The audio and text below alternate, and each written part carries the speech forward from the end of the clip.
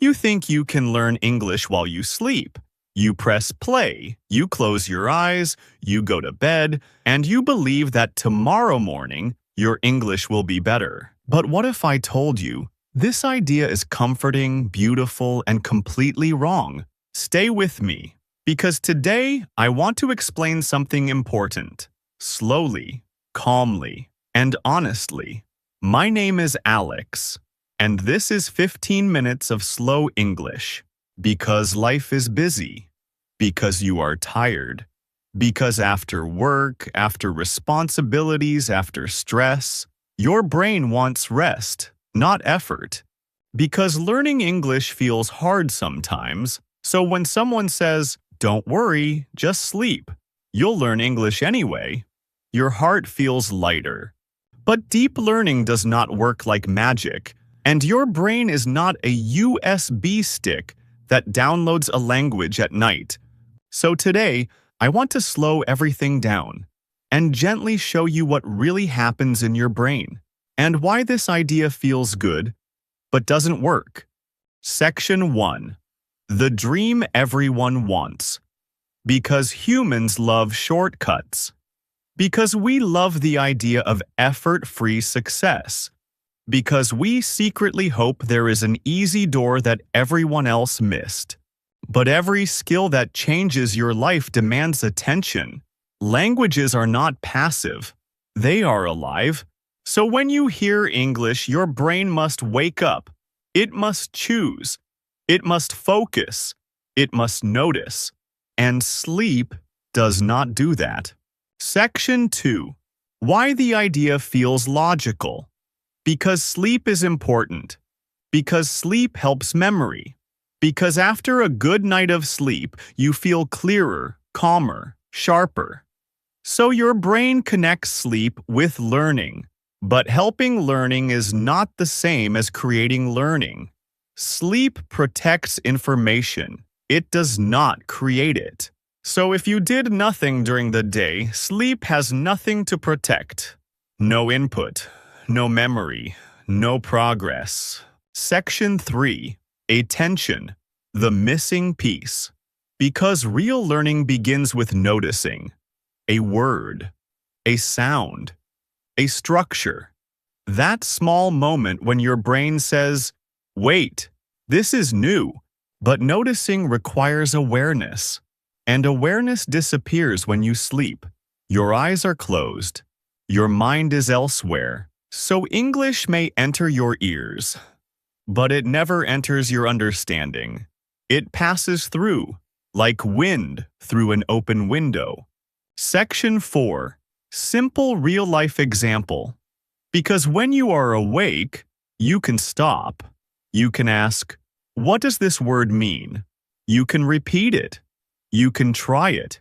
But when you are asleep, you cannot question. You cannot connect meaning. So learning never begins.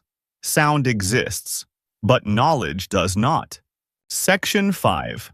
What science actually shows. Because scientists were curious too. They tested the idea. They watched the brain. They measured attention, but the results were clear. Complex learning does not happen in sleep. Languages are complex.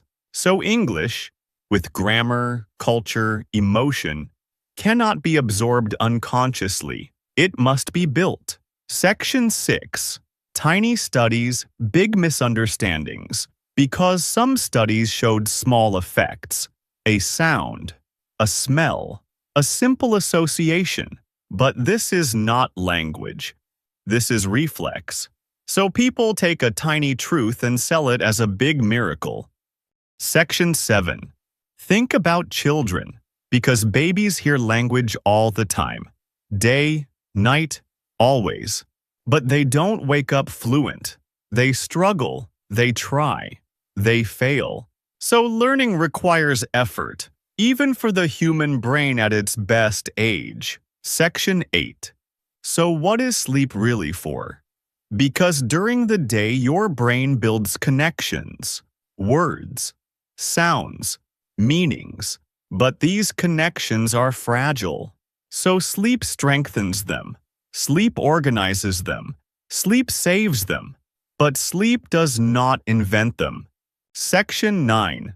Internet promises versus reality. Because selling hope is easy.